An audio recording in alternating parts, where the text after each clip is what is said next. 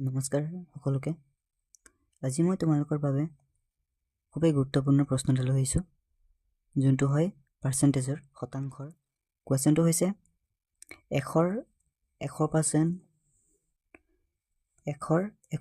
লগত 200% যোগ কৰিলে ফলাফল হ'ব। যিহেতু অপশ্যন দিয়া আছে, option a 300, option b 400, option c 500 আৰু অপশ্যন ডি দিয়া আছে 600। সো ইয়াৰ কোনটো হ'ব? বলা মই এইটো কৰি দিছোঁ কেনেকৈ কৰিব লাগিব।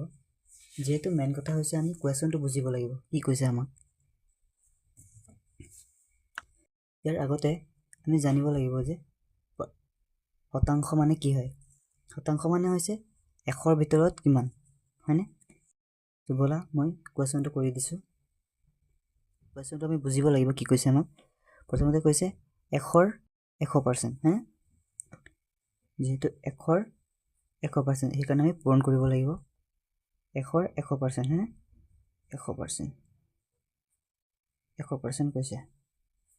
ইয়াৰ লগত কৈছে, লগত যোগ কৰিব লাগিব 200ৰ 200% কৈছে।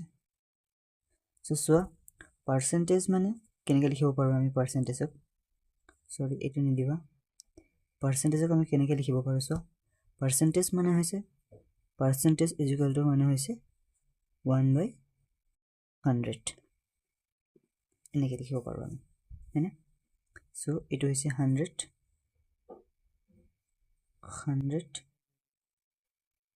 into 1/100 প্লাছ 200 প্লাছ কি হ'ব এইটো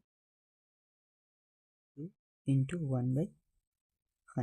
ইয়েছ। সো এতিয়া চোৱা,